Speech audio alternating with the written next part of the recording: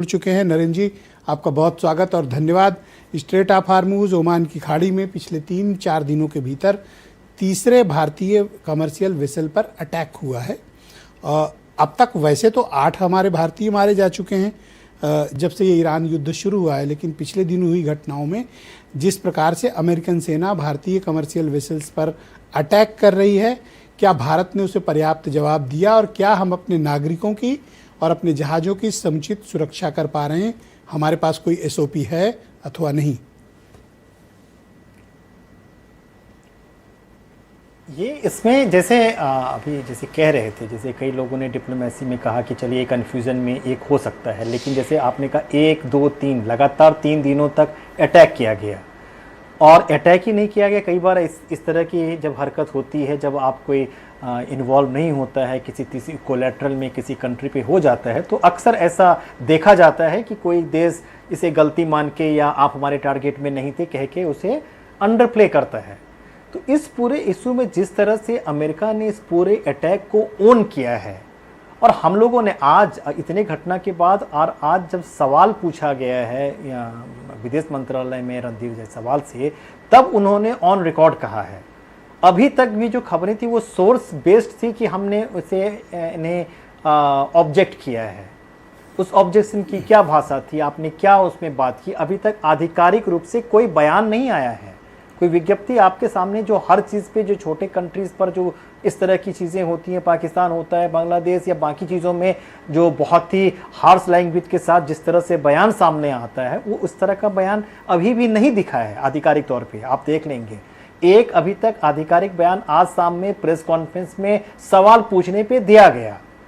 और आप देखिए पिछले हाल के सालों में जब भी कुछ भी ट्रंप ने या अमेरिका ने कोई भी छोटे छोटे कंट्री पर भी जब सवाल किया, आपने देखा होगा, तो वहां से किस तरह से उन्हें। नरेंद्र जी, क्या हम लोगों के पास कोई एसओपी है कि इस तरह की घटना होगी तो इंडियन नेवी या भारत की सरकार ऐसे रिएक्ट करेगी?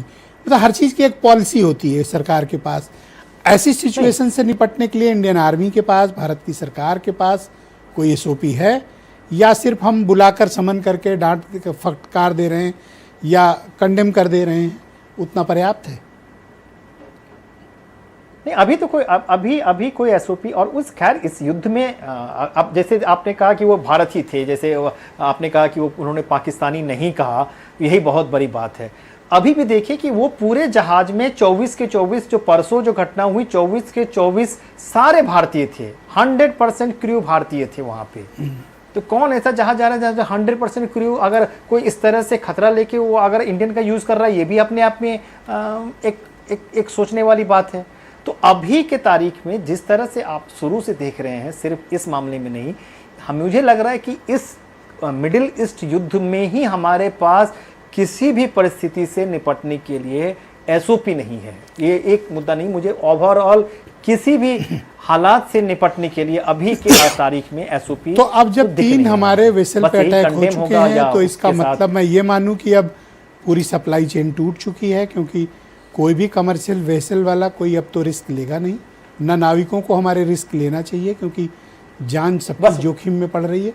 तो हमारी सप्लाई चेन पूरी तरीके से ठप, ये माने?